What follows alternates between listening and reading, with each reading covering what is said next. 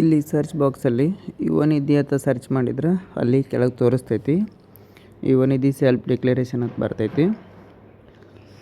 ಆಮೇಲೆ ಇಲ್ಲಿ ಓದಬೇಕು ನೀವು ಸ್ಕಿಲ್ ಡೆವಲಪ್ಮೆಂಟ್ಸ್ ಅಂತ ಏನೋ ಐತಲ್ಲ. ಆಮೇಲೆ ಇಲ್ಲಿ ಕೆಳಗೂ ಆಧಾರ್ ನಂಬರ್ ಐತೈತಲ್ಲ ಅಲ್ಲಿ ಕ್ಲಿಕ್ ಮಾಡ್ಕೋಬೇಕು. ಇಲ್ಲಿ ಯಾರ್ದು ಯುವನಿಧಿ ಇರ್ತೈತಲ್ಲ ಅವ್ರ ಆಧಾರ್ ಕಾರ್ಡ್ ನಂಬರ್ ಹಾಕಬೇಕು. ಯಾರ್ದು ಸೆಲ್ಫ್ ಡಿಕ್ಲರೇಷನ್ ಮಾಡೋರು ಇರ್ತಿಲ್ಲ ಅವ್ರ ಆಧಾರ್ ಕಾರ್ಡ್ ನಂಬರ್ ಹಾಕಬೇಕು. ಈಗ ನಾ ಆಧಾರ್ ಕಾರ್ಡ್ ನಂಬರ್ ಹಾಕೀನಿ. ಆಮೇಲೆ ನೆಕ್ಸ್ಟ್ ಅಲ್ಲಿ ಕೆಳಗೆ ಒಂದು ಚೆಕ್ ಬಾಕ್ಸ್ ಕಾಣತ್ತಲ್ಲ ಅದ್ರ ಮೇಲೆ ಕ್ಲಿಕ್ ಮಾಡ್ಕೋಬೇಕು. ಆಮೇಲೆ ನೆಕ್ಸ್ಟು ಕೆಳಗೆ ತಗೋಬೇಕು. ಇಲ್ಲಿ OTP ಐತೈತಲ್ಲ ಅಲ್ಲಿ OTP ಮೇಲೆ ಕ್ಲಿಕ್ ಮಾಡಬೇಕು. OTP ಸೆಂಡ್ ಸಕ್ಸಸ್ಫುಲಿ ಅಂತ ಬಂತು.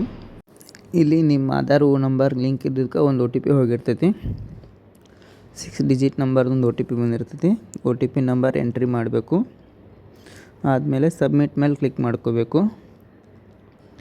ಸ್ವಲ್ಪ ಸರ್ವರ್ ಸ್ಲೋ ಐತಿ. ಈ ಡಿಕ್ಲರೇಷನನ್ನು ಪ್ರತಿ ತಿಂಗಳು ಮಾಡ್ಕೋಬೇಕು. ಈಗ 5ನೇ ತಾರೀಕು ಹಿಡ್ಕೊಂಡು 25ನೇ ತಾರೀಕು ಒಳಗೆ ಮಾಡ್ಕೋಬೇಕು. ಮಾಡಲಿಲ್ಲ ಅಂದರೆ ಅಮೌಂಟ್ ಜಮಾ ಆಗೋದಿಲ್ಲ. ಲೋಡ್ ಆಗ್ತೈತಿ.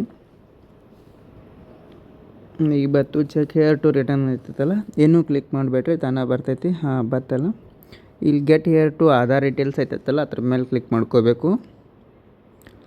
ಅದ್ರ ಮೇಲೆ ಕ್ಲಿಕ್ ಮಾಡ್ತೀನಿ. ಈಗ ನೋಡಿ, ಈಗ ಕ್ಲಿಕ್ ಮಾಡಿದ ಕೂಡ ಅಲ್ಲಿ ಕ್ಯಾಂಡಿಡೇಟ್ ಯಾರ್ದು ಯುವನಿಧಿ ಅಪ್ಲಿಕೇಶನ್ ಹಾಕಿರ್ತೀರಲ್ಲ ಅವ್ರ ಡೀಟೇಲ್ಸ್ ಬರ್ತೈತಿ. ಅವ್ರ ಹೆಸರು, ಅವ್ರದ್ದು ಯುವನಿಧಿ ನಂಬರ್, ರೋಲ್ ನಂಬರ್ ಅದೆಲ್ಲ ಡೀಟೇಲ್ಸ್ ತೋರಿಸ್ಬೇಕಾ. ಕೆಳಗೆ ಎಸ್ ತಂದು ಕ್ಲಿಕ್ ಮಾಡ್ಕೋಬೇಕು.